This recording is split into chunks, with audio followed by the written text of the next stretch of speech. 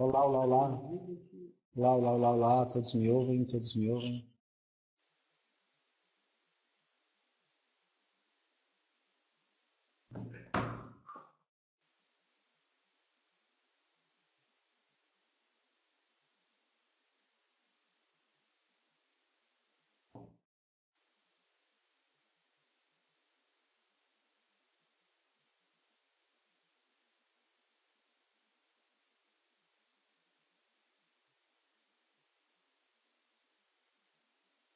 Desman, cadê você?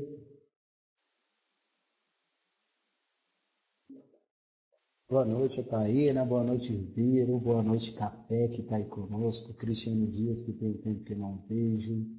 Grande Marquinho, boa noite. Eric, não conheço esse oficial, mas também boa noite. Boa noite, Rander.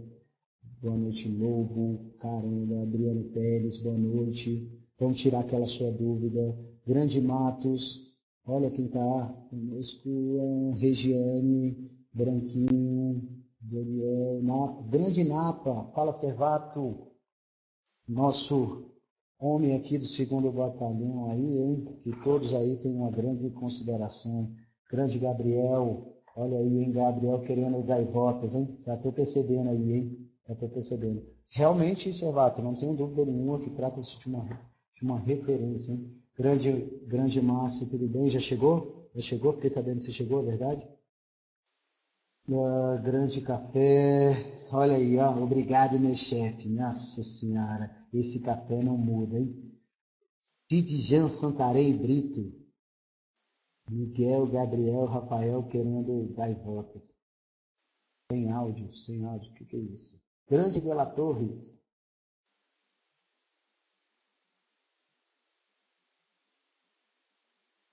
Desmond, é contigo?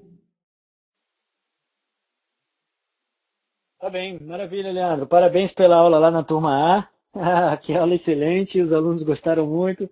Depois eu fiquei com eles ali mais um pouco e todo mundo dizendo, que aula boa e que material bom. Eu sei que isso é um sentimento que a turma compartilha das duas disciplinas, tanto da tua quanto da Wellington. Vocês foram espetaculares, desde a elaboração do material e nas aulas também, assim como o Wellington, você foi muito bem na turma A agora, né? E eu tenho certeza que a turma B também está com essa expectativa para a sua aula. O pessoal da turma B, eu falei um pouquinho com vocês quando eu saí lá da turma A e vir aqui, mas não estavam todos. Então, ao final da aula do Major Leandro, tá bom? Permaneçam na sala para eu poder passar uns recados a vocês. Leandro, meu querido, todo o meu abraço e meu carinho a você, minha especial saudação para essa presença sua na turma B. Dizer que você, enfim, você sabe disso, é uma das pessoas que eu mais admiro na polícia e na nossa turma, e sabe que eu tenho um carinho especial por você. E a turma ela foi agraciada com a tua presença no quadro de docentes do CAO. Isso foi uma maravilha. Eu já disse a eles do compromisso que você vai ter na próxima semana lá no Conselho de Comandantes Gerais, mas se quiser dizer também, fica à vontade. Até porque, seguindo aqui uma ideia do capitão Jason, eu vou tentar providenciar uma gravação da tua palestra lá para os comandantes gerais, né? Para daí divulgar para os alunos aqui, tá bom? Então tá, Tá pessoal, bom. olha, ótimo. Então tá bem. Leandro, fica com a turma. É uma boa aula para você. E a turma também, olha, desfrutem da aula do professor Major Leandro. Um abraço. Olá pessoal, tudo bem? Boa noite. É um grande prazer estar com os senhores todos aí. Eu falava com a turma A que olha só como são as situações em que são colocadas na nossa vida. Todos os outros oficiais mais modernos que os senhores e muitos mais antigos já tinham sido nossos alunos na academia e nos diversos cursos CFO, XOAM, CAO, Polícia Especialização em Polícia Judiciária Militar, e esses oficiais que se encontram agora, vocês, oficiais que se encontram frequentando o CAO, não tivemos a oportunidade de dar aula para vocês. E aí, devido à situação, ainda que contribuímos com o Major Desmond na confecção das emendas, e depois, diante dessa situação da UNES e toda a situação, o Major Desmond me pediu, e para mim é um grande prazer estar com os senhores, ainda que uma hora só, virtualmente nessa webconferência, mas é um grande prazer conversar com vocês um pouco, tirar algumas dúvidas, passar algumas situações. tá bom? Eu não tenho dúvida que eu me encontro aqui rodeado de vários oficiais e realmente, Teles, me falaram aqui que a turma D é mais participativa que a turma A. Vamos ver se é isso, né? Eu me reservo o direito agora, eu vou tirar a minha webcam para que a gente possa ir para os slides e conversar um pouquinho acerca disso. Com licença. Feito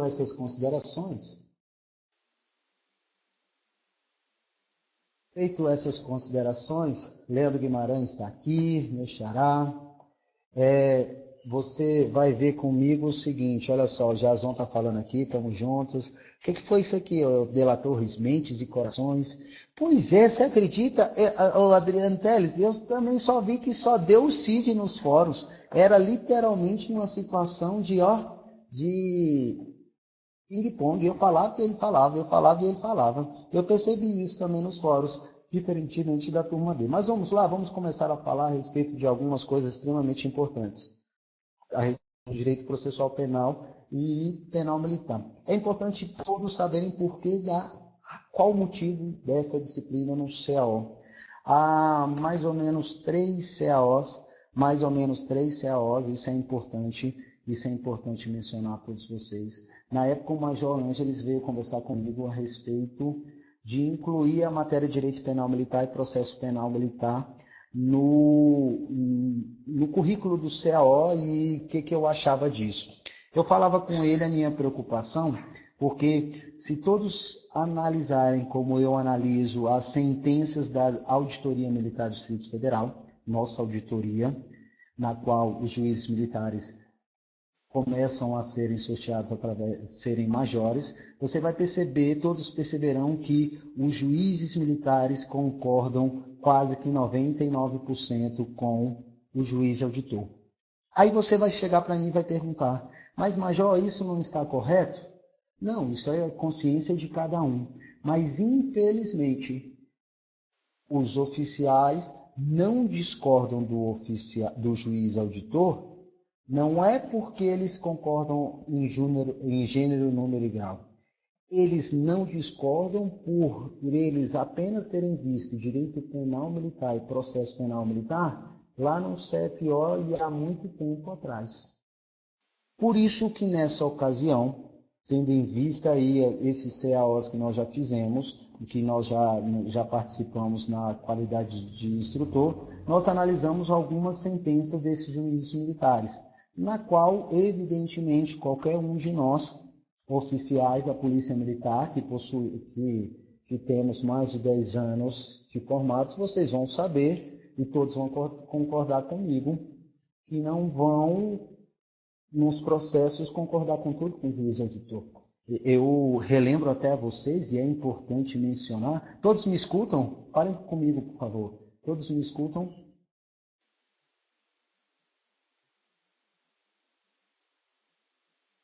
Ótimo, ótimo. Qualquer coisa, por favor, fale. Eu me lembro de uma situação em que naquela assembleia do sim e do não, lembram disso? Naquela assembleia do sim e do não, da questão do aumento, uma guarnição do BPMA saiu, abandonou o seu posto, foi para a assembleia e depois retornou. Quando o oficial, beleza, Gomes? Quando o oficial foi prendê-lo, analisou-se que a jurisprudência que tínhamos é que quem não abandonar com fins definitivos o posto não pode ser enquadrado no crime de abandono de posto. Algo que, na oportunidade, os juízes auditores tinham essa ideia. Percebam vocês que ali, naquela ocasião, é lógico que era um abandono de posto. Todavia, diante dessa situação, nós percebíamos que os nossos oficiais, que podem ser juízes militares a partir de major, deveriam ter vamos colocar assim, uma recapitulação de pontos principais, tanto de direito penal e processo penal militar. Nessa situação em que estamos aqui ministrando para vocês, dividimos o quê? É interessante que todos vocês saibam a ritualística, o trâmite processual que está previsto lá no Código de Processo Penal Militar. É importante também terem ciência dos crimes militares em espécie e aí falamos do crime, inclusive lá da situação lá da Polícia Militar do Espírito Santo, e também falar de decisões recentes. As decisões recentes, vocês trabalharam com elas nas atividades dissertativas, né? Perceberam isso? Perceberam isso? Vocês perceberam isso? Viram que a atividade dissertativa, queira ou não queira, vocês aprenderam muito nelas. Eu penso que todos vocês tiveram conhecimento dessas decisões recentes e, confeccionando-as, penso que vocês conseguiram aprender alguma coisa. Correto? Estou correto nessa situação de pensar que vocês aprenderam alguma coisa? Me avisem aí, por favor. Me avisem aí, por favor.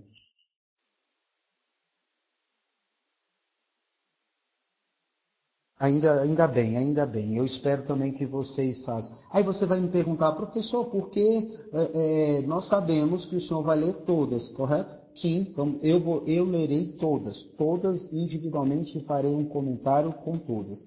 Nessas respostas não existe certo ou errado. Existe pode existir algumas incorreções na fundamentação. Por que falo isso? Por quê? Porque lá o juiz militar, ele deve discordar ou concordar com o fundamento.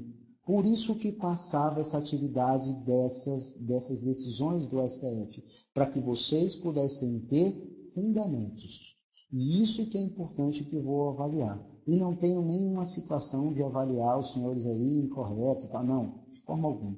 Aqui extremamente pedagógico, a vontade de poder ir à frente com vocês. E já fala um pouquinho sobre a verificação. Ribeiro já aí toda hora, fala aí sobre uma orientação de prova, não sei o que e tal. Hoje eu refiz a prova de vocês e, como sempre, senhores, vamos pedir uma já 10ª orientação, tá vendo? Ai, Ribeiro. Você vai perceber o seguinte, vocês vão perceber o seguinte, todos os cursos que eu ministro, eu nunca pergunto o que é. Esses cursos, eu sempre coloco fatos concretos para que você possa aplicar a lei ao caso concreto. Se o coordenador permitir, para mim, tá liberado tudo, consulta tudo, menos ao WhatsApp e menos ao colega. Para mim, tá liberado tudo. Por quê, pessoal? Porque você vai ver que todas as nossas provas são assim. Olha, não, menos ao Zap, né, Branquinho? Menos ao WhatsApp, e menos ao celular e menos ao colega. O restante, na minha opinião, pode ser por quê? Porque eu vou te dar situações hipotéticas e você, sendo juiz militar, você vai falar qual o crime, você vai falar se estava correto a ritualística, você vai falar toda essa situação e é isso que eu proponho. Quando eu falo com os oficiais, nos cadetes, no CFO, eu pergunto qual providência ele iria tomar diante de uma situação que possivelmente é crime. Quando eu falo no curso do XOAEM, eu falo a respeito de um IPM. Quando eu falei de Polícia Judiciária Militar, falo para a situação de como se ele realiza ou não um APF. Entende? Tudo voltado para casos práticos. Há uma diferença quando eu ministro aula na universidade e no curso de Direito, porque lá eu tenho que mostrar o direito. Aqui não, aqui nós temos que aplicar o direito ao fato concreto. E compete a todos nós. Podem ficar tranquilos, a prova está tranquila, sei da aluno é aluno, realmente, não tenha dúvida. Olha aqui, ó, o Fagner, o Guimarães, podem ficar tranquilos, a prova não tem bicho de 7 cabeças, não. Hoje eu ainda peguei a prova e ainda facilitei um pouco mais. Podem ficar tranquilos isso, hein? Podem ficar tranquilos. Vamos à frente e vamos começar efetivamente a sala o assunto. E aí, o que eu queria mencionar a vocês inicialmente é que nós temos nas instituições militares, e você nunca pode perder de vista isso, que as corporações militares, seja Exército, Marinha, Aeronáutica, seja Bombeiro Militar e Polícia Militar, ela é baseada na disciplina e na hierarquia. Isso está no âmbito lá da Constituição Federal, é importante mencionar a vocês. Então, é altamente constitucional essas corporações serem mantidas e organizadas com base na disciplina e na hierarquia. E elas a disciplina e a hierarquia devem ser mantidas a qualquer custo, a qualquer custo. E temos, atentos vocês, temos dois instrumentos para que isso ocorra, os regulamentos disciplinares e o Código Penal Militar. Percebam vocês que os regulamentos disciplinares estão para os crimes militares como as contravenções penais para os crimes. Olha só, eu falto ao serviço de transição disciplinar. Por mais de 8 dias é um crime de deserção. Se eu faço uma ingestão de bebida alcoólica, é uma transição disciplinar. Se eu me encontro embriagado prestando serviço, eu cometo o crime lá previsto no artigo 202, embriaguez ao serviço. É importante mencionar que esses dois instrumentos nos dão base para que a disciplina e a hierarquia sejam mantidas, a qualquer custo. Eu recebi o convite, a determinação do comandante-geral, a participar dessa audiência pública representando o CNCG, lá em Goiânia, juntamente com outros integrantes ali, de outras pessoas interessadas.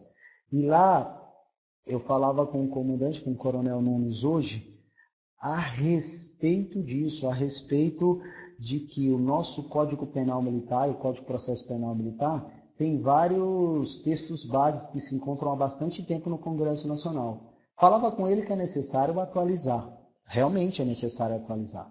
Porém, não podemos perder um norte, um objetivo, que o direito penal militar e o processo penal militar visam manter a disciplina e a hierarquia.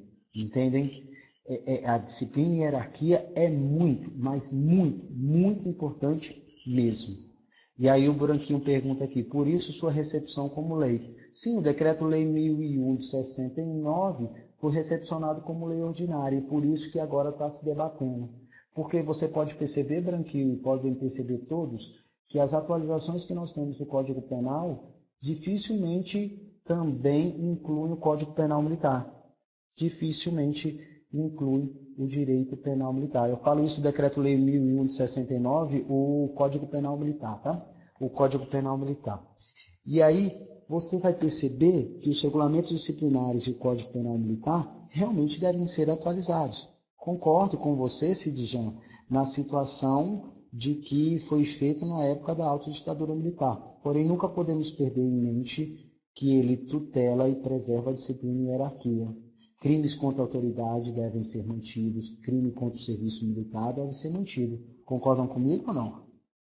Concordam comigo ou não?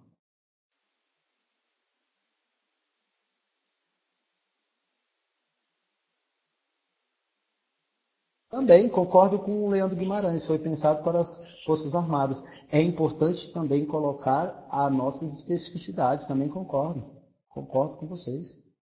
É verdade, verdade. Interessante o que falaram aí. Pois bem, diante disso, eu quero reportar a vocês um pouco a respeito dos trâmites processuais aí sobre nessa ótica aí. Vocês vão perceber que quando nós somos promovidos a majores, agora da minha turma, no mínimo já umas 8 pessoas já foram juízes militares. Você vai perceber, todos perceberão também, que os senhores logo logo podem ocupar essa função. Logo logo poderão ocupar essa função de juízes militares. São majores que a OPM. Eu queria até perguntar para vocês leram a informação técnico-jurídica do Major Sacosta, na qual falam quem pode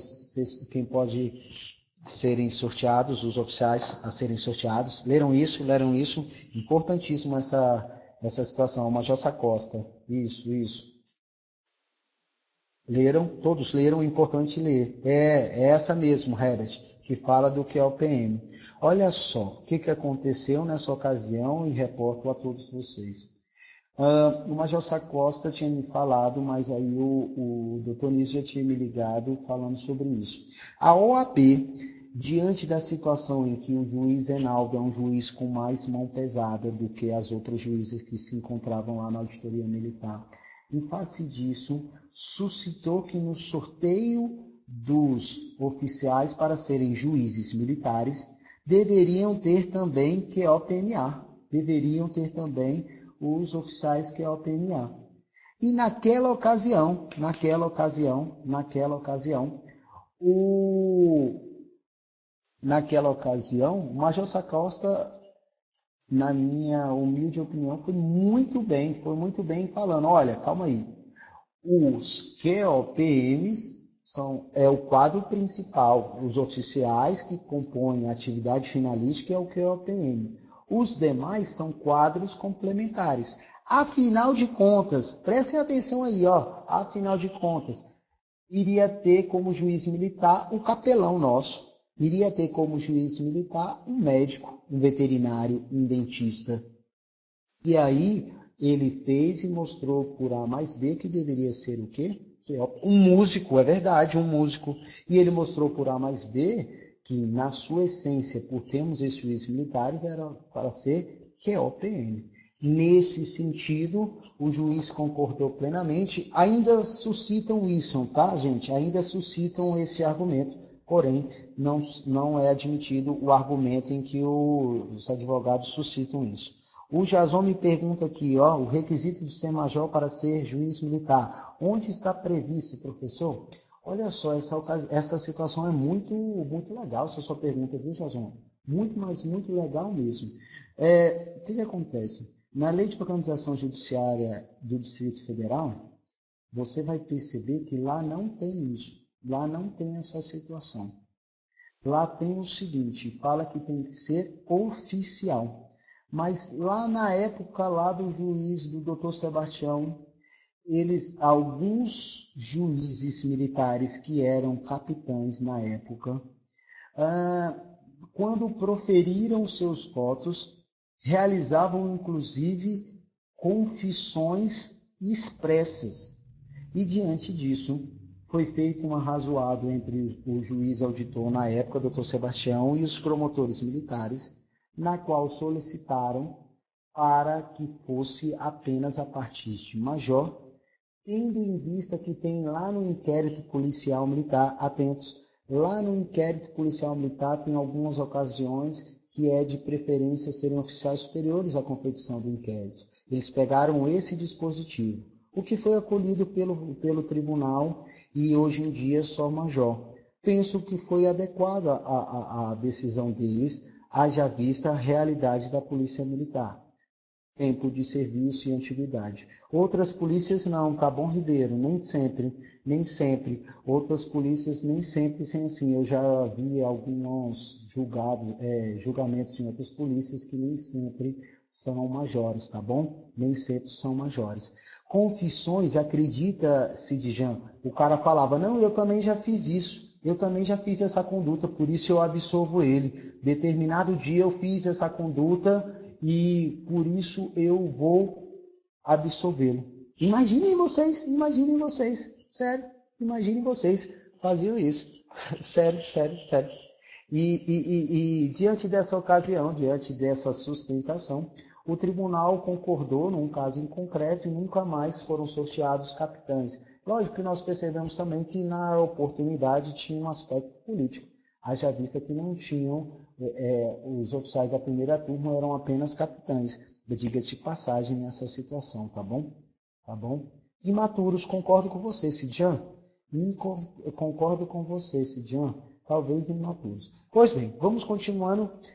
E aí você vai verificar comigo aqui. Eu quero ver o rito com vocês rapidamente. Nós temos uma diferença do conselho especial para o conselho permanente. Nós sabemos que conselho especial julga crime militar cometido por oficial e o conselho permanente julga os crimes militares cometidos pelas praças. Pois bem, o conselho, no âmbito do DF, os juízes militares eles são sorteados de 4 em 4 meses. Então, quando o juiz recebe uma denúncia, já se tem um conselho já formado. Por isso que se é um conselho permanente, ele convoca o conselho. Mas, professor, major, por que sorteia o conselho especial? Afinal de contas, eu tenho que ter juízes oficiais mais antigos para julgar o réu que é oficial. Por isso que somente depois do recebimento da denúncia é que haverá o sorteio para compor o Conselho Especial de Justiça. Todos entendem isso? Todos entendem isso? Me diga aí, por favor.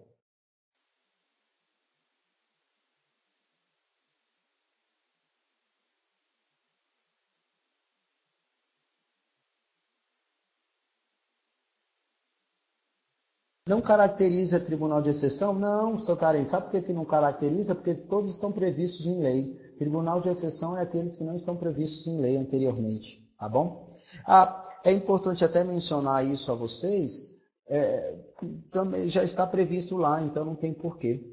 Não tem porquê falar sobre juiz de exceção. Não tem. E está previsto toda essa ritualística antes, tá bom? Eu entendo isso. E é importante mencionar a vocês nessa ocasião, porque aí você poderia falar, professor, e se for um coronel? Nomeamos o quê? Sorteamos entre os coronéis mais antigos. Mas, e se for o comandante geral? E aí eu menciono a vocês a ocasião em que a Polícia Militar fazia 200 anos. Todos se lembram daquele episódio do Coronel Cerqueira como comandante geral? Talvez vocês eram, não sei, talvez eram cadetes ou tenentes mais novos. E tivemos aquela situação em que o Ministério Público Militar falou, olha, eu irei solicitar a prisão. E aí, para não atingir a corporação, claro que atingiu, o que ocorreu foi o quê? Foi a retirada do coronel Cerqueira da função de comandante-geral. A partir daí, tivemos coronéis do último posto sendo mais antigo e puderam julgar o caso do coronel Cerqueira, tá? A título de conhecimento de todos. Depois do sorteio, depois do recebimento da denúncia, do sorteio, da citação, nós vamos ouvir as testemunhas de acusação, vamos ouvir a testemunha de defesa, temos os esclarecimentos e depois temos o interrogatório. Prestem atenção acerca disso. Por quê? Esse interrogatório, anteriormente, era o primeiro ato da instrução processual. Agora passou a ser o último ato. Afinal de contas, agora passa a ser o quê? Passa a ser inclusive um ato de defesa. É importante mencionar agora nessa situação aqui, a todos vocês, todos viram a informação do Major Janaildo, acerca dessa decisão no Conselho de Justificação e no Conselho de Disciplina.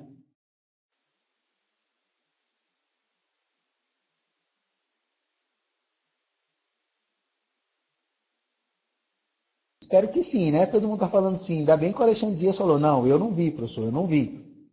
O Cristiano disse que sim. Adriano Teles, depende como, Branquinho. Você leu ou não? É isso que você tem que saber, pô. Depende o quê? Vamos. O que acontece? Ué, Leandro, você está assistindo a minha aula de novo aqui? É isso? Leandro Barbosa de Lima? Está assistindo as duas aulas? É isso?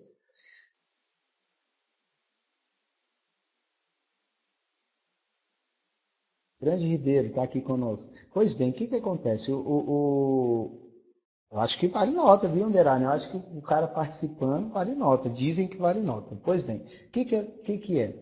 Diante dessa decisão que o interrogatório passou a ser o último ato da instrução processual, tivemos o caso que nós temos o Conselho de Disciplina e o Conselho de Justificação nosso, que ainda persiste sendo o primeiro ato. E aí o DCC suscitou essa dúvida para que a gente pudesse se posicionar e o comandante-geral pudesse se posicionar.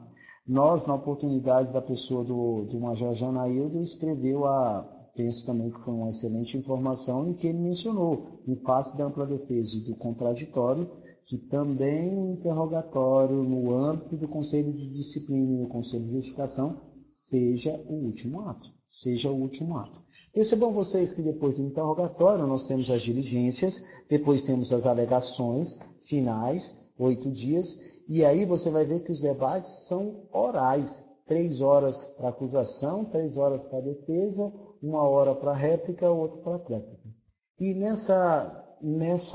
nesse momento é muito importante que todos, já na função de juízes militares, tenham condição de de terem estudado os processos. Alguns oficiais que compõem diversos desses conselhos aí, que estão julgando vários processos, de vez em quando a gente conversa com alguns e é tão legal que vários têm uma opinião pré-concebida e quando dos debates orais, na oportunidade em que a defesa realmente mostra o seu álibi, mudam de ideia, entendem isso, entendam que isso pode acontecer, mas eles já analisaram o processo.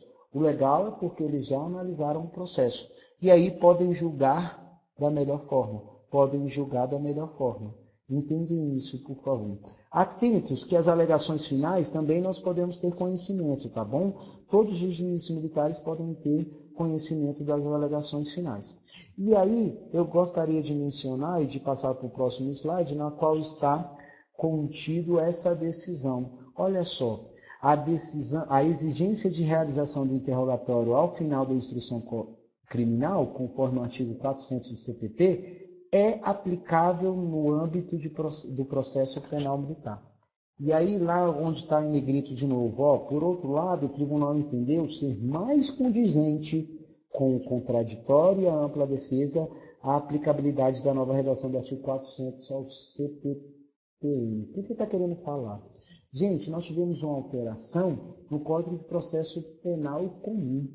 Como eu falava anteriormente, na qual participarei dessas audiências, você perceberá que nunca eles alteram o Código de Processo Penal Militar. Já que eles não alteram, aí muitas vezes a Defensoria Pública vai lá e suscita a aplicação dos novos dispositivos da legislação penal para a legislação penal militar. Isso é o que acontece. E foi nesse caso. É importante mencionar que o ministro Marco Aurélio foi voto divergente, tá bom, gente? O ministro Marco Aurélio, nessa ocasião, ele falou que o seguinte: se não estivesse em lei, não deveria ser aplicado. Eu concordo com você, Sidjan, também, que o Código de Processo Penal também tem que ser reformado. Só que, antes do Código de Processo Penal, o Código de Processo Penal Militar também tem que ser. Afinal de contas, tem tanto tempo que não alteramos. Eu lembro que os dois códigos, tanto o Código de Processo Penal comum, o Código de Processo Penal Militar e o Código Penal Militar são de 69, tá bom? Vamos indo à frente. Alguma dúvida, por favor, me mencione aí. Eu falava na turma A, eu que ministro aula, segunda-feira ministrava uma aula para mais de 400 pessoas e ministro várias vezes em algumas ocasiões. Gosto muito de lidar com as pessoas e de conversar com as pessoas. E, infelizmente, aqui não há conferência, para mim é um pouco diferente. Não me sinto tão confortável como me sinto em uma sala de aula. Mas faz parte. Também já gravei também videoaulas, já gravei outras coisas e é também oportunidade. Olha lá, enfim, o interrogatório é depois de que ato? Vejam, depois eles têm feito, Jason, eles têm feito lá, volta no slide anterior, vamos tocar no slide anterior e verifiquem lá, depois dos esclarecimentos do reconhecimento da cariação é que ocorre o interrogatório. Nessas etapas aí, lá no interrogatório, lá depois dos esclarecimentos, beleza? O processo penal, o rito é sempre ordinário. Veja, Santil, eu coloquei isso lá na apostila, você vai ver que existe apenas uma diferenciação do rito pelo crime de deserção e o crime de insubmissão. Lembra disso? Lembra disso, Santil?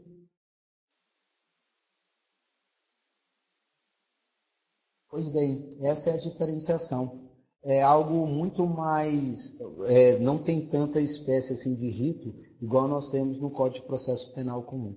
Né? Deixa eu ir à frente, senão a gente não consegue. Eu queria saber se vocês têm alguma dúvida acerca disso, porque senão fica um pouco aéreo, não vejo vocês e vocês. Alguém alguma dúvida? Falem aí para mim, por favor.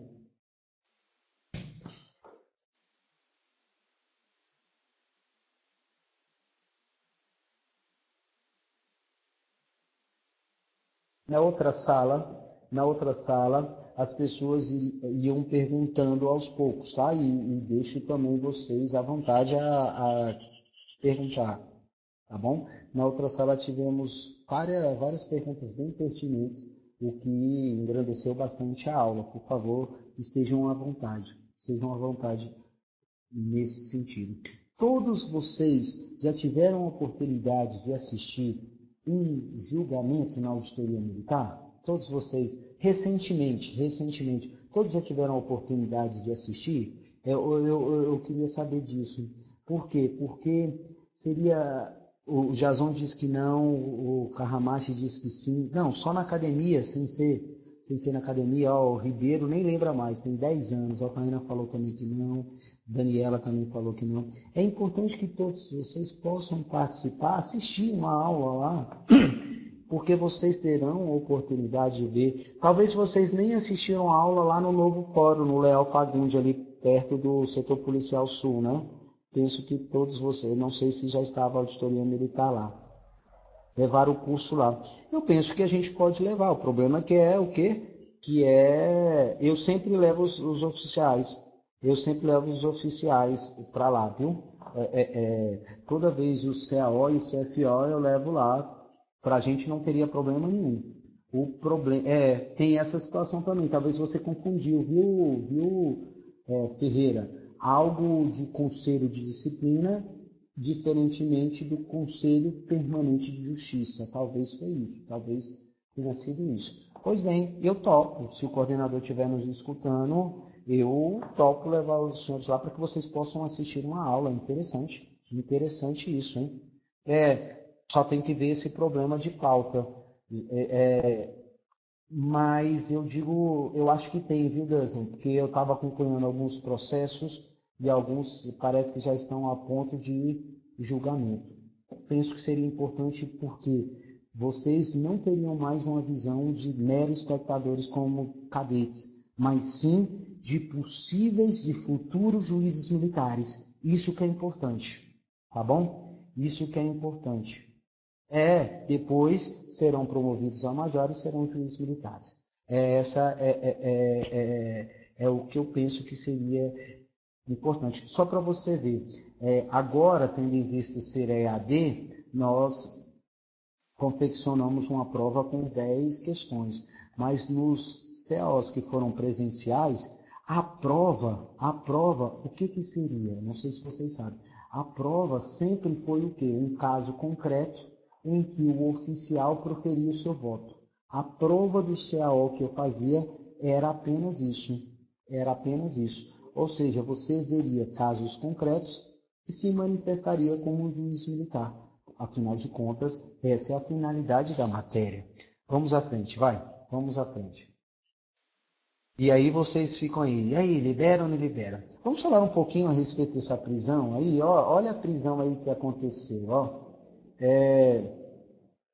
Todos nós temos ciência que na época da Operação Tartaruga, o que mais ocorreu foram ofensas à disciplina e à hierarquia através das redes sociais. Lembram disso? Em que várias postagens tinham lá denegrindo a pessoa do comandante-geral. Eu lembro como se fosse hoje algumas. Lembra disso? O Ribeiro lembra, o Café lembra. Olha aí, o outro Ribeiro lembra. Matos, inclusive, chamava assim, Anderson Iscariotes. Xingavam ele de toda a situação. Na época, era uma época pré-carnaval. Sério. E aí, tudo foi muito difícil esse momento, concordo com você, Alexandre. E aí, nessa situação, várias postagens advieram. E aí, há pouco tempo atrás, eu tinha realizado, estava tendo no âmbito da corporação, o curso de Polícia Judiciária Militar. E quando do curso de Polícia Judiciária Militar, eu tinha orientado, Jason deve lembrar, um tenente advogado bombeiro. Lembra o nome dele? Lembra o nome dele, Jason? E aí eu orientei o TCC dele e nós fizemos, Arnaldo, é esse mesmo, Arnaldo, nós fizemos nessa fundamentação aqui. Olha o que diz o artigo 5º, olha lá, ninguém será preso senão em flagrante delito ou ordem escrita e fundamentada de autoridade judiciária competente, salvo nos casos de transação disciplinar e crime propriamente militar. Olha só a situação. Muitos que já estudaram direito nos cursos universitários sabem que os professores de direito constitucional não chegam a miúde quando falam de crime propriamente militar. Aonde que eu quero chegar? qualquer pessoa, a regra é não serem presos. E a exceção é flagrante e ordem judicial, ou seja, o mandado judicial ou o flagrante delito. Porém, pode ter prisão de crime propriamente militar sem que esteja em flagrante e sem que tenha ordem judicial. E foi nesse sentido que realizamos as prisões lá e que depois disso, próximo, realmente teve essa situação. Olha só o que aconteceu, Café. Realmente tivemos cinco policiais militares do caminho preso. Na ocasião, várias pessoas que postavam indevidamente nas redes sociais eram aqueles pré-candidatos. Não sei se lembram disso. Eram pré-candidatos. Na ocasião, eu falava com o corregedor. Corregedor, se a gente prender essas pessoas, nós teremos outros deputados patrícios da vida. E aí o que a gente fez? A gente não pegamos mais aquelas pessoas que compartilharam. Quem arrolou essas pessoas, digo a vocês, para fins didáticos e pedagógicos, foi inclusive o CI. O CI nos reportou isso daí e nós fizemos as primeiras prisões. Aonde está previsto essas prisões? No artigo 5º da Constituição e lá no artigo 18. Olha, o artigo 18 eu deixei mencionado aqui, Independentemente de flagrante delito, o indiciado poderá ser detido durante as investigações policiais até 30 dias. Vejam, não se tem uma ordem judicial. Naquela ocasião, depois que aconteceu isso, nós tivemos os promotores ligando diretamente para o corregedor, todos eles ligando de qual era esse tipo de prisão, porque eles não tinham feito nenhum tipo de prisão. Na ocasião, eles tinham mandado a gente usar o BOP para entrar em confronto com os outros policiais que participaram das assembleias. Todos vocês sabem disso, da recomendação que tivemos. E, na ocasião também, os juízes ficaram de cara, porque tiramos essa situação e ninguém poderia falar que era inconstitucional. Afinal de contas, olha lá, era constitucional, está lá no artigo 5º, o artigo central dos direitos e garantias fundamentais. E digo isso, hein? E digo a todos vocês, vocês poderiam pensar que fizemos algo que não está previsto. Não está previsto. A privação de liberdade está previsto na Constituição Federal. E graças a Deus, quando da ocorrência disso, nós vimos que silenciou a rede rádio. Lembram disso? E lá, naquela ocasião, a gente esperou para ver o que o TJ iria falar. E a doutora Ivatônia, ela demorou mais ou menos uma semana para proferir a sua decisão. E olha só o que ela colocou na decisão, e é importante, olha o que ela colocou. Olha só, e algumas pessoas até me perguntam, mas o senhor que analisa os processos no âmbito da auditoria militar, a doutora Ivatônia tem uma mão pesada? Você vai ver que ela arrocha muito nas audiências, mas no final das contas, nas sentenças, ela não é muito dura. Esse juiz auditor que se encontra atualmente, que foi 9 anos do Tribunal do Júri do Gama, sim, isso eu concordo. Olha o que fala a sentença aí, olha o que fala a sentença, No caso empírico, a ordem de prisão se reporta a suposta prática de crimes militares próprios. Já vou responder, calma, deixa eu terminar aí, eu respondo o Daniel. Pode deixar, estou sabendo dessa pergunta. E os fundamentos apresentados à amigo de dados em sentido contrário não trazem o defeito suficiente à conclusão da ausência de fundamentação. E aí, o único problema que ele suscitou, o único problema que a doutora Ivatônia suscitou, analisem comigo e eu vou reportar aqui, o artigo 18 falava de 30, hein? O artigo 18 falava de 30 dias. Só que o artigo 136, parágrafo 3º, quando fala que quando estivermos em uma anormalidade, no máximo vai durar, olha aqui o inciso 3, não pode ser superior a 10 dias. Afinal de contas, essa prisão não foi uma ordem judicial. Por isso que a doutora Ivatônia, limitou-se a 10 dias sob o fundamento exposto reto. Tá bom? Feito essas decisões que advieram da doutora Ivatônia, nós colocamos tudo isso no papel na Instrução Normativa 03, que se encontra em vigor no âmbito da corporação. Tá bom? E aí, vamos lá. Deixa eu tirar algumas dúvidas aí. O Daniel Borges me pergunta...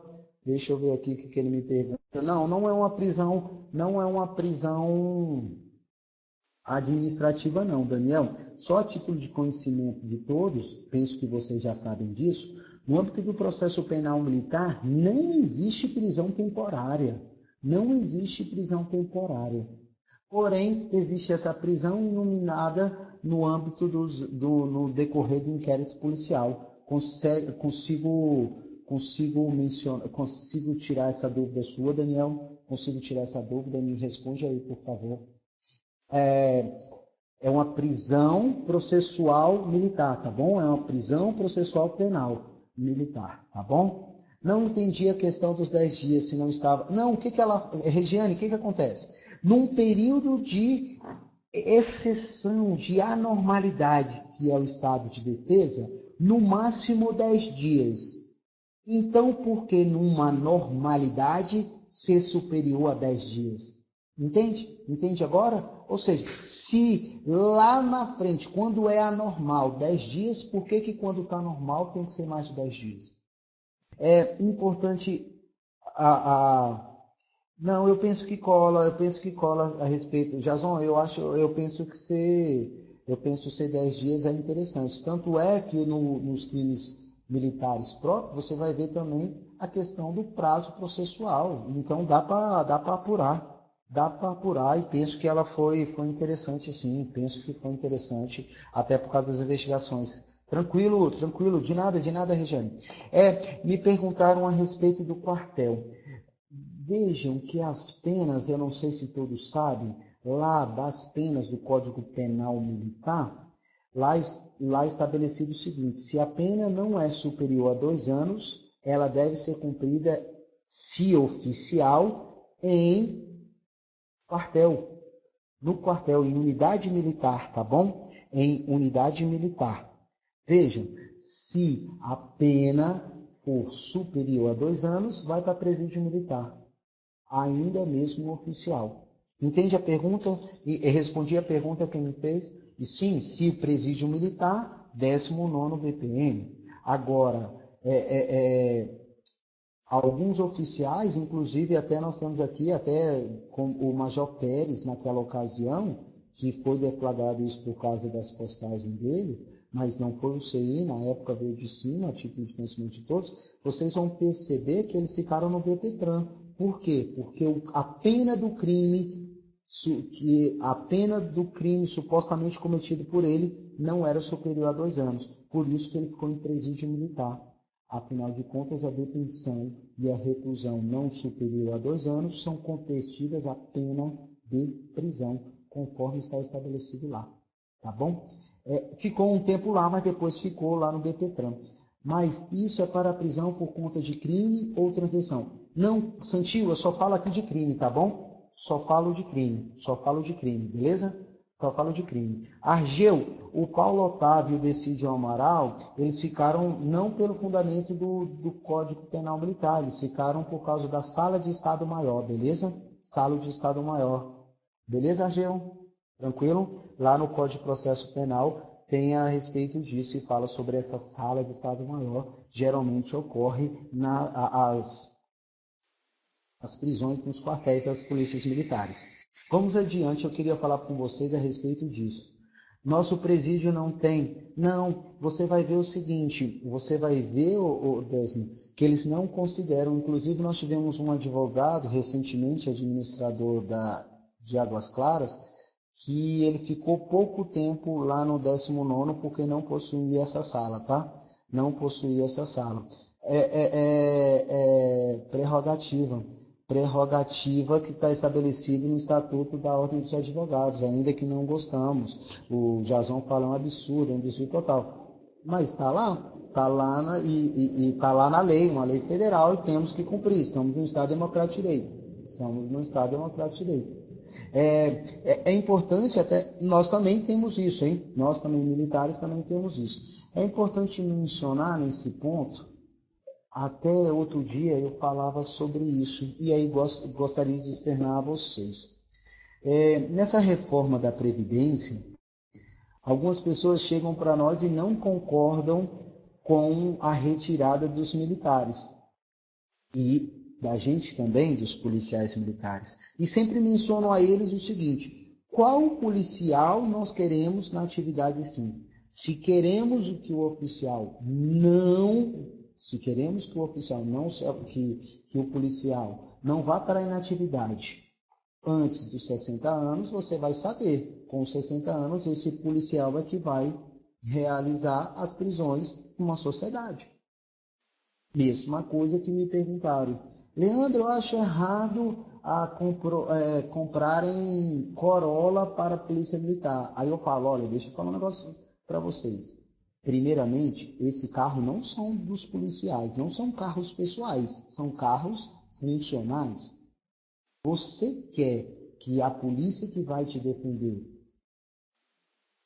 percorra e patrulhe as ruas com Uno? A sociedade merece a polícia que quer. Por isso que nós não podemos concordar. E depois sempre as pessoas falam: não, desse jeito eu concordo, desse jeito eu acho melhor um Corolla. Realmente vocês têm que ficar fora da reforma da Previdência. Entendem vocês que muitas vezes a sociedade quer analisar o seu próprio umbigo e acabam atacando outras profissões? Eu sempre menciono isso. É legal que depois que a gente conversa um pouquinho, as pessoas vão alterando. Aí a pessoa fala assim: mas o vigilante vai ter a mesma coisa. Eu falei: mas policial não é vigilante. Policial não é vigilante. Deixa eu falar sobre esse tema aqui, audiência de custódia, para vocês um pouquinho. As audiências de custódia, como todos sabem, ela tem o preceito, ela também concordo com você, sabia, Branquinho? Pior é quando quem questiona é o próprio PM. Nós estamos verificando essa situação no âmbito lá da medida provisória, né?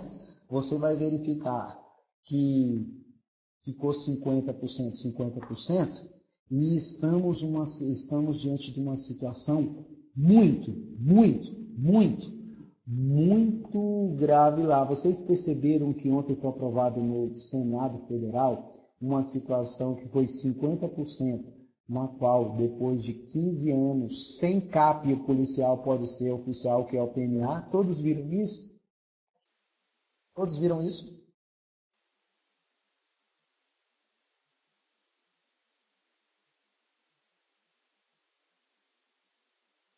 Sabe qual é o problema disso? Sabe qual é o problema disso? Eu não tenho dúvida nenhuma que quem colocou isso foi um policial 73 mil. Só que o problema não é esse, senhores. Atentos, ó. Se um oficial que é o PMA com 15 anos, você vai perceber que ele não vai querer ser só major. Você vai ver que ele não vai querer ser só major. Entende isso? Lógico, eu concordo com a realidade. Aí acaba desvirtuando um pouco, Jason, o Instituto do XOE, o Instituto dos Oficiais, que é o PMA. Afinal de contas, eles surgiram para complementar essa situação. E aí, o que aconteceu? Agora sai o major. Daqui a pouco vão querer comandar as unidades. Afinal de contas, eles vão estar novos, vão ter pouca idade. Por que era 18 anos, major? Porque em 12 anos as pessoas chegariam até major. Se eles chegarem major bem antes do tempo, por que não chegar até tenente-coronel? Já viram isso? Atentos. A ADIM, Jason, o próprio GDF já refutou, a própria AGU já refutou, haja vista que eles consideram ser constitucional a situação dos PMAs nas Forças Armadas. É importante mencionar isso. Pois bem, nessa audiência de custódia, todos nós sabemos que houve um julgado lá, tivemos 2 proposições no STF, na qual o plenário falou que as audiências de custódias devem ser aplicadas. Beleza. Agora, devem ser aplicadas no âmbito da justiça militar? Esse foi o questionamento em que o ministro Edson Fachin aqui expressou falando o que deve. Eu não sei se todos sabem, eu não sei se todos sabem que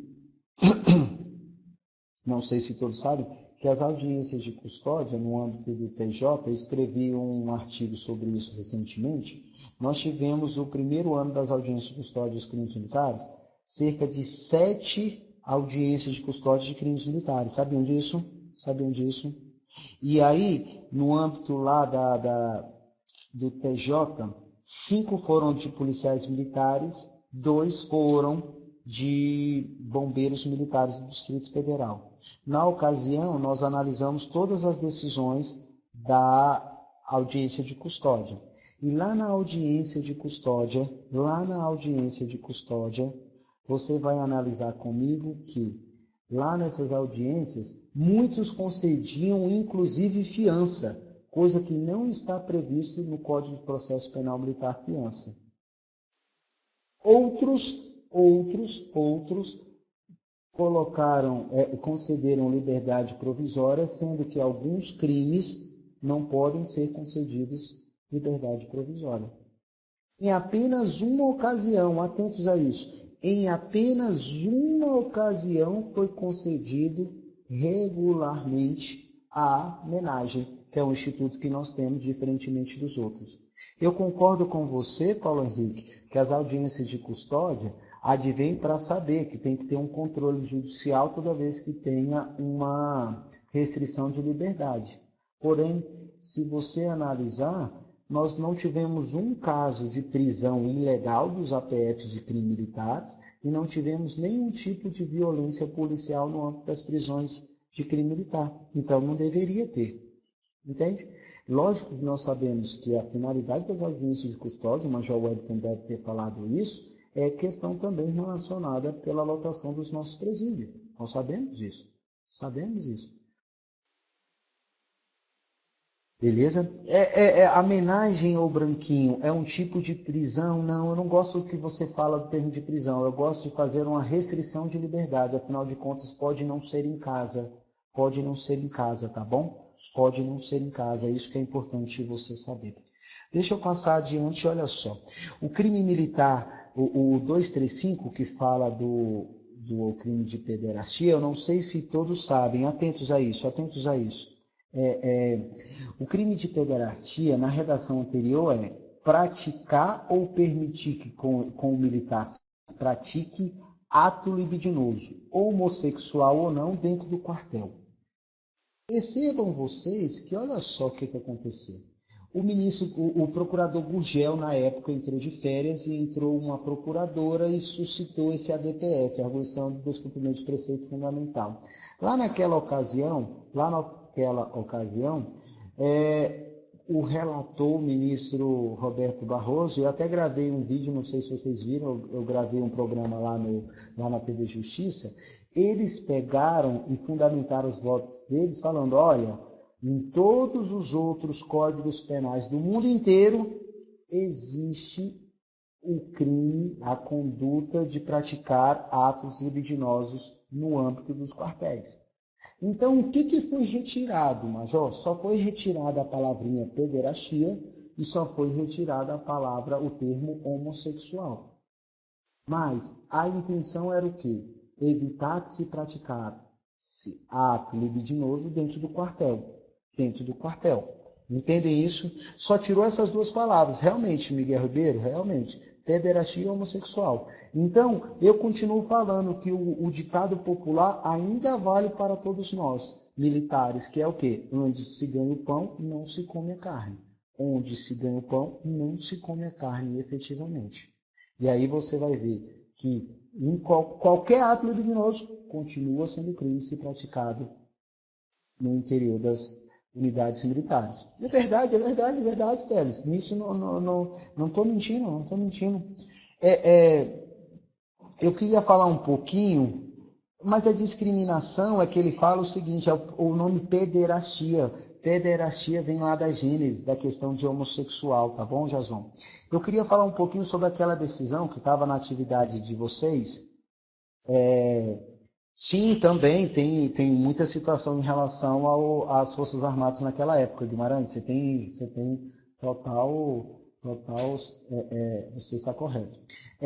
Eu queria falar a respeito daquela pena acessória. Lembra daquela questão da pena acessória? Lembram da pena acessória do praça que foi excluído? Lembram disso? Falem para mim, por favor, se lembrem. Falem para mim, por favor. Algumas pessoas me perguntaram, e aí é interessante mencionar a vocês. De acordo com a Constituição Federal, está lá explicado, ó, compete à Justiça Militar Estadual julgar os crimes militares cometidos por policiais militares e bombeiros militares, cabendo o tribunal julgar a perda do posto dos oficiais e a perda da graduação das praças. E aí você vai ver, professor, ela é uma pena acessória? Ela é uma pena acessória, a exclusão das Forças Armadas, que vale para as praças. Realmente. Só que para que ela ocorra, é importante mencionar a todos. Alô? É importante mencionar a todos que existe um processo específico para a perda da graduação. Lá no regimento interno do TJDFT, está lá no artigo 23. Tá bom, Everest? Está lá. E também tem essa situação também para o Rio. O que é o Rio? A representação de dignidade ao oficial. O que eu estou querendo falar para todos os senhores? Que tanto os policiais militares como os bombeiros, policiais militares e bombeiros militares, sejam oficiais ou sejam praças, quando cometerem um crime superior a 2 anos, não serão automaticamente excluídos das suas corporações pela condenação de crime militar. Eles devem ser, atentos, eles devem ser submetidos a um processo específico, aonde lá no TJ está especificado lá no regulamento, lá no regimento interno do TJDFT. Beleza? Não é só em Brasília não, Cidiano. Todos os TJs devem ter isso. Eu menciono aqui o regulamento interno do TJDFT, haja vista a nossa localidade. Aquela decisão foi um caso concreto? Argel foi, e na minha humilde opinião, foi um ativismo jurídico tendo em vista a natureza do crime cometido pelo policial militar. Percebam que eles ficaram muito tempo com esse processo, até porque era um processo físico, não sei se você reparou acerca disso. E por isso que eu menciono que nós, como oficiais, e que vocês também comporão os conselhos, é necessário que a gente possa ter uma noção. E para quê? Para que quando da hora, se for o caso, discordar, não tem por que ficar, mas não só por condenar, tá bom, gente? Também para absolver. Eu, na minha humilde opinião, eu não tenho dúvida que se aqueles 2 policiais que efetuaram disparos lá naquela manifestação de quarta-feira, se eles tiverem bons advogados, eles serão inocentados no âmbito da justiça militar. Concordam comigo?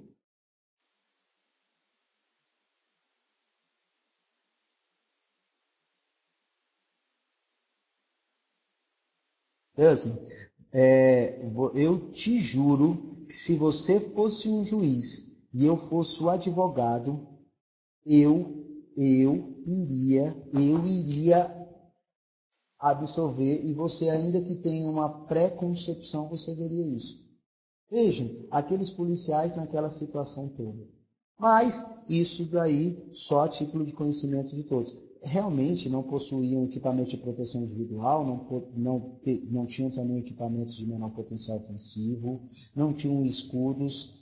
E falo com vocês agora, caso difícil, esse advogado vai ser caro. Realmente vai ser caro. Ali é uma defesa, é privação de liberdade. Se o policial tivesse uma câmera, não, mas tem uma câmera lá em cima, tem as pedradas, lá dá para perceber também. Eu concordo com você, por causa do uso da arma de fogo, o Décima coloca essa lei aí, mas vejam o caso concreto, estávamos diante de uma guerra, não é verdade? E naquela garantia da lei e da ordem, atentos a isso, né? Eu não sei se todos perceberam. Todos perceberam que foi deflagrado pelo presidente da República a atuação do Exército para a garantia da lei e da ordem pública quando a Polícia Militar do DF estava no campo, ou seja, estava no combate. Todos perceberam isso, que o presidente da República deflagrou quando estávamos no terreno, no combate. Isso é muito complicado para você verificar que estávamos numa guerra, mas na minha humilde opinião, e aí passo a vocês para que vocês também possam refletir, discordar de mim, veja, eu penso que nossa corporação não ficou bem na fita. Afinal de contas, foi deflagrado a GLO, Garantia da Lei e da Ordem, quando estávamos no terreno, no combate. Perceberam isso todos vocês?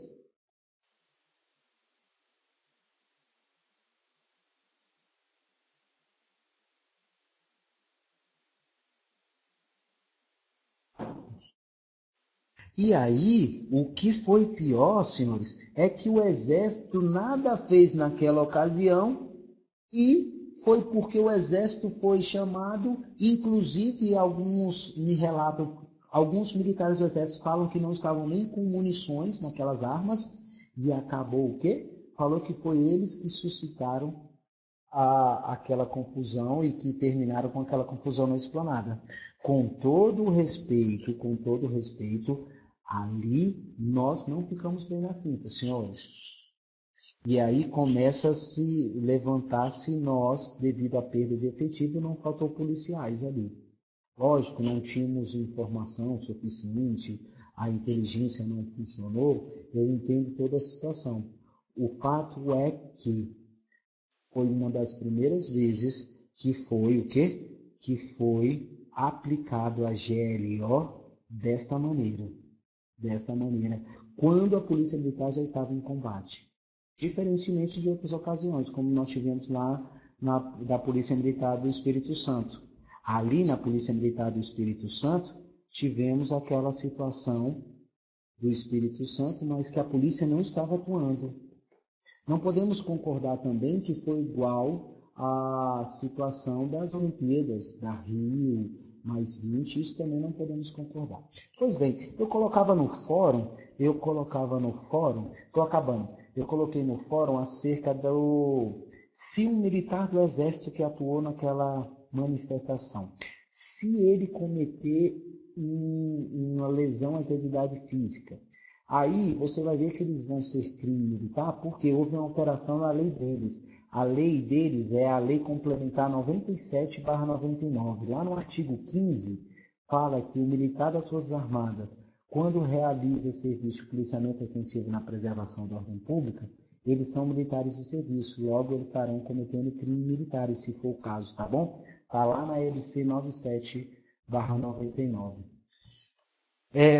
Eu falei algumas coisas aqui, infelizmente rápido demais, 1 hora não dá para a gente falar muito, mas eu acabo aqui me despedindo de vocês. Eu não tenho dúvida que a cada ocasião gera as ocasiões de crise, o Major Desmond falava acerca disso, geram grandes possibilidades. E eu não tenho dúvida que nós oficiais, eu e vocês, temos condição de realizar um curso de excelência em EAD ou presencial. Talvez a UNIS não seria necessário, na minha opinião. E isso vocês perceberão aí com os próximos instrutores, os oficiais, os majores que darão aula para vocês. Foi um grande prazer mesmo ministrar a aula para vocês. Sou extremamente grato de ter essa oportunidade de conversar um pouco. Me encontro à inteira disposição, lá no guia do aluno eu falava, eu me encontro à disposição de todos, não somente durante o curso, mas também fora do curso, não é verdade? Fora do curso, para que, se estiverem na função de juízes militares, se quiserem conversar um pouco comigo para que a gente possa esclarecer alguma coisa a mais, penso que seja extremamente interessante.